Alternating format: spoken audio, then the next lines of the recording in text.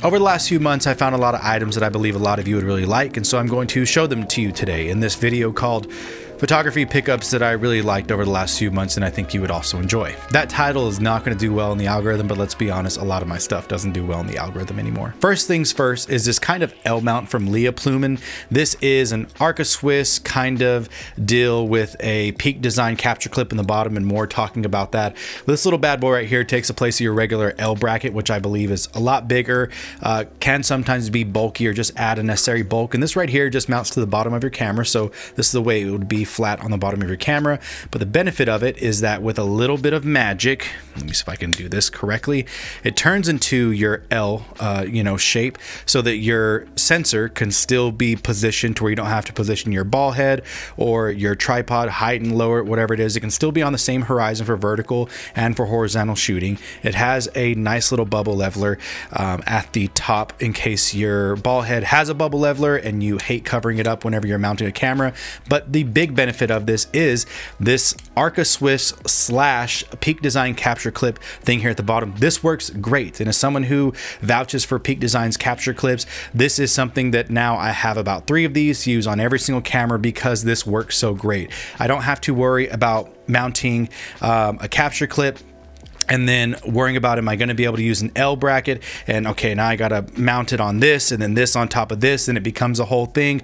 I just have now this. And so this takes the place of my L bracket. This takes the place of my Peak Design capture clip. It's lighter weight. It's very, very sturdy. It stays on there very, very well. I've never had any issues with this. I hiked maybe I think it was over 8 miles at Seminole Canyon in Comstock, Texas a couple of weeks ago. And this is what I used on my cameras to be able to mount them to me, quick, easy access, and to be able to mount on my tripod and be able to get vertical and horizontal images whenever I set up my tripod. And yeah, I would absolutely 100% vouch for this. I got this for $10 online. I believe you can get them for right now $17. I got mine on sale. It was a flash sale thing, and this is well worth it. Other companies are starting to make this because it's so damn good.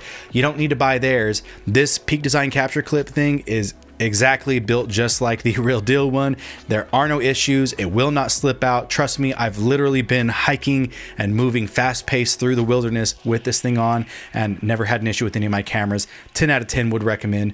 This $10 could make your life a lot easier. Second up is just a little grip from Small Rig. This for a Fujifilm X-T5. That is my main video and a lot of my landscape stills camera. And so I wanted a larger grip to be able to use whenever I'm using that camera. And this fits the bill. This isn't about just this X-T5 grip. This is just about these little grips in general. The Fujifilm version of this costs almost $100, I believe, from last time I checked. I'm not sure if that's because of scarcity or what, but this cost me $20. Again, may have been on sale, but they make them for a lot of different brands. I think Tilta makes one for about $60 if you want to get into wooden and super cool. This is just rubber. This is just aluminum. This has an Arca Swiss bottom plate and it just gets the job done. Has holes in the bottom so you can still mount other things or include this into some kind of rig, and I really, really like that. Bottom line, whenever it comes to a setup like this or using a grip, it's about being able to have a good grip. That's it. I don't really care about the look, and whenever it comes to just getting the job done, this is beneficial because it's cheap, it's easily replaceable, but it's built well enough to where I don't have to worry about that for a long time. Getting a camera grip is actually beneficial. Coming back from Panasonic Lumix S5s and the Leica SL system, having a grip on this X-T5 has made it a game changer, way easier to use, especially with lenses like the next one I'm about to mention right here. This has been my favorite photography pickup of maybe the last year, and it's a lens that I've been trying to get my hands on for literally the last year. I've been trying to work with Camera West, with Voigtlander, with Fujifilm to kind of triangulate and time whenever I would be getting an X-mount series body to be able to review and to be able to review one of these Voigtlander lenses at the same time. Never was able to get it to work and get everything synced up, so I just bit the bullet and bought it for myself because I missed manual focus. And this Voigtlander 18 f2.8 color scope R is absolutely amazing. This thing is sharp, especially whenever stopped down. It gives beautiful images. The color is great. 3D pop Voigtlander is really getting into the 3D pop game. Things just look really good because of micro contrast, and you're really having good separation between colors and, more importantly, shadows and light that are hitting these certain colors. But the best thing about this lens is absolutely the size and the weight. It feels like nothing, but it feels fantastic, if that makes sense. And I added onto it this square hood lens hood that is for the 27 f2 Voigtlander and this 18 2.8 Voigtlander, and I think it makes it look really cool. I like silver lenses on my black camera bodies. I think they look really cool, and if I can find a silver version of a lens for a black camera body, I usually do it. This lens has really good tolerances whenever it comes to the aperture ring as well as the focus ring. Everything is smooth and clicky and tight, but not too tight, and it feels amazing. I'll be doing a longer review of this lens one of these days later on, but for now, this is a major go. Enjoy the images. I hope they do it justice, but yeah, just a really good lens. Next up looks like a lens, but it's actually not about the lens. This is a Contax Zeiss 28mm f2.8 for CY mount, and it's mounted onto this Kip-On focal reducer. This is an EOS to FX Mark II adapter, and it's a 0.7 focal reducer, and I'm adapting this CY mount onto this EF adapter using a CY to EF adapter that's super duper slim. And let me tell you why this thing is so amazing. I've been using this thing for video, and I've been using Contax Zeiss lenses for video for quite a bit time now. They are sharp enough to give you a clinical look, but they still have really good older character. But this Kip-On adapter is actually the reason why this is on my list, because it keeps this 28mm, which would usually be around a 43mm f2.8 field of view on my Fujifilm X mount body because of its 1.5 times crop. But with this Kip-On focal reducer, it turns this lens back into a 29mm f2.8. So it returns this lens to its average field of view, which is great, especially whenever you have portrait lenses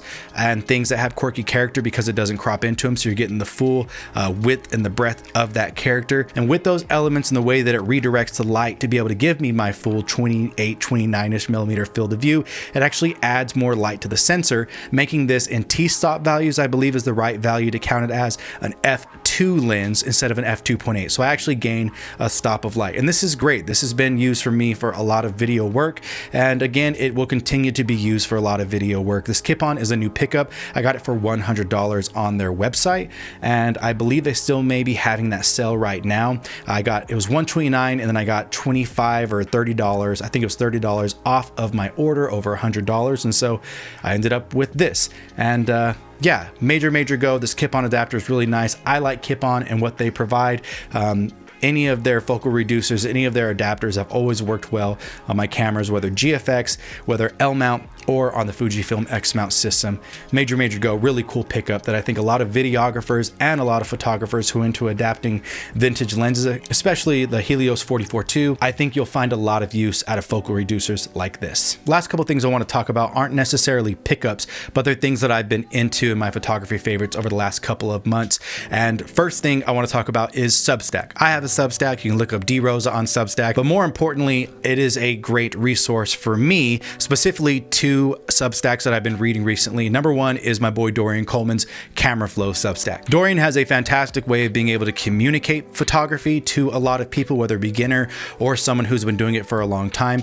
Dorian is such a great communicator whenever it comes to things like finding your own voice, but also he's able to communicate the importance of understanding where you are in your life and to be able to communicate that to everybody else. It's a really good read. Dorian updates this very frequently, and more importantly, if you're a fan of any of his videos, you're going to want to check this out. If you're education minded and you want to get more and more into the art of photography and not just gear centric stuff like yours truly.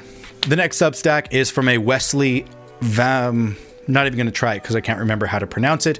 Name up on the screen. I hope that's the right direction. One of these directions it'll pop up. He has a Substack named Process, and this is one of my favorite Substacks because I just like to read it to be able to keep up with it, but it also keeps me on my toes and makes me think about a lot of things that I'm doing on my day-to-day process whenever it comes to my paid professional or my personal project work. And that's one of the things that I really do appreciate about this is it's agnostic of position in photography. It is just about growing in photography. There are a lot of things, tips and tricks in the Process Substack, which is very vast right now, that can help you with learning for your own projects, the personal ones that are near and dear to your heart, but also things that you can learn or challenge yourself whenever it comes to paid work or getting more paid work and getting more opportunities as you grow in photography.